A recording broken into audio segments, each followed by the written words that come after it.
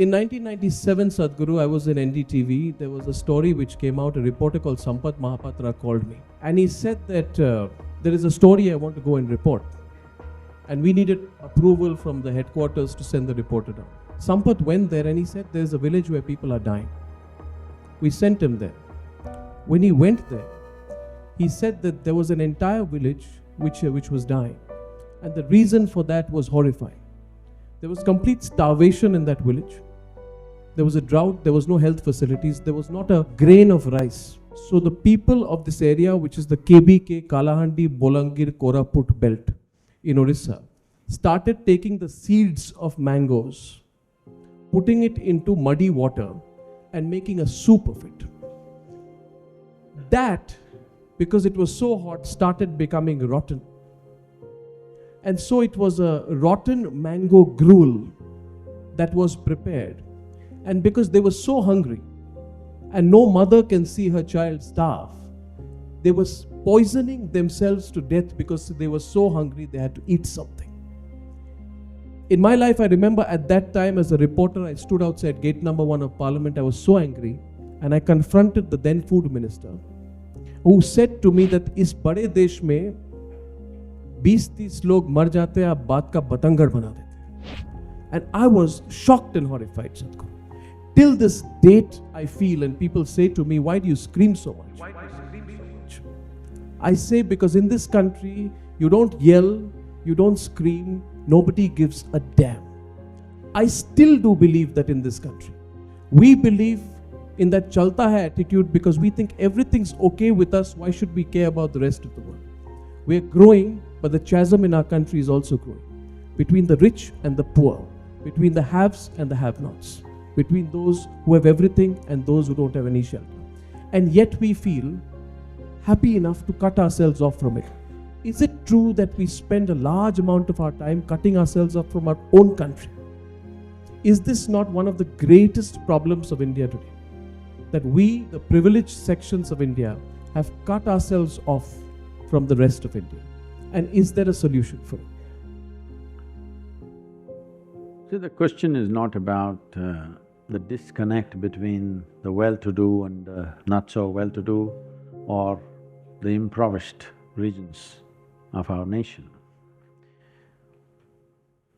We have not invested enough in the fundamental nature of our humanity.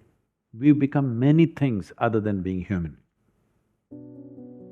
If you sat here as just a human being, it would be very natural for you that your heart beats for everything around you. But now you become so many things, starting from gender, language, culture, religion, race, ethnicity. In many ways we have identified ourselves. Because of these identities, all these identities give you a certain sense that you can undermine your humanity. You cannot undermine your humanity if you did not have these identities or if you did not give it too much priority. All of us have those identities at a certain level. Cultural identities are there, language identities are there, but they are not fundamental to us. Our fundamental nature is that we are life. If you sat here as life, you would reverberate with every life. Nobody had to tell you, you would be that way. But that has not happened. That is because we are an amoral country. We've never had codes of morality in this nation. We have always managed populations because in every generation, they were enlightened beings, hundreds of them. And so we manage human consciousness in a certain way. By making people conscious, we manage situations in a beautiful way. Wherever those people did not come or not enough were there anarchy happened, chaos happened. Because we have never had a set of morality. Because morality makes you act, but doesn't transform you.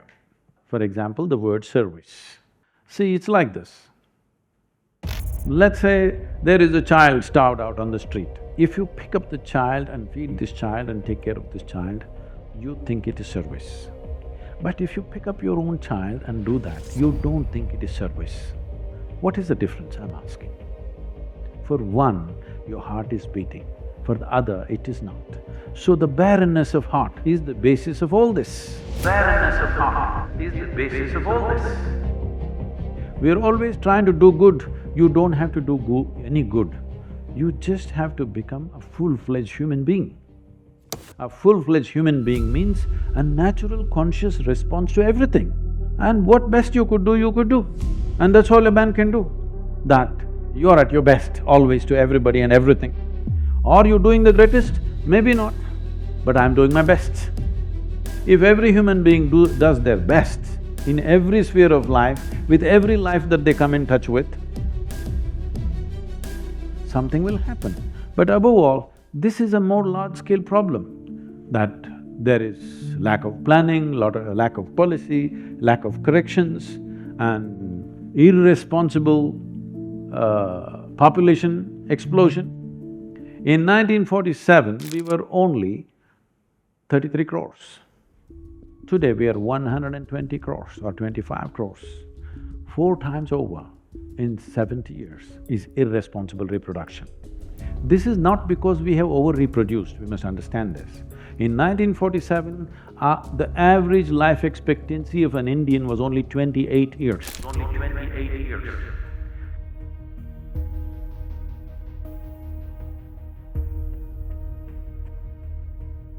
Today we are reaching somewhere 63, 64, which is a great achievement. We should further push it. But on an average, a woman used to go into pregnancy when she was 14, 15 or 16. Today we've pushed it to something like 19, 20 is the average when they're getting pregnant. So by the time she's 65 or 70, there are 4 generations behind her, or 3 generations behind her and 1 or 2 generations ahead of her. That means right now in many families there are 5 generations living. This is not good. This is not good. This is very brutal what I'm saying, I know, but at any time there is space only for 3 generations. Your parents, yourself and your children. There can't be 5 generations living. That's what is happening right now in this country and in many other places, especially in this country. 5 generations are living, so there is no space. Once there is such a load, people will keep their humanity in the attic and go about brutally. That child who comes and knocks on your traffic space, I would cry at one time.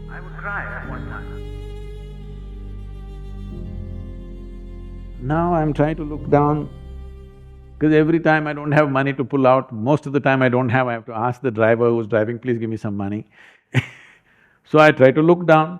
So you're trying to put down your humanity for some time, but it would be natural for me to pull out whatever I have and give it to him. But now you can't do it because it's everywhere. It's too much of a problem for you to address individually. Wherever you can do, whatever you can do, you do, but you're not able to address everything. Slowly you try to insulate your humanity. This is what is happening. It is not that people have become brutal, it's not that people have become inhuman, because the problem is so pervasive, you're not able to address it.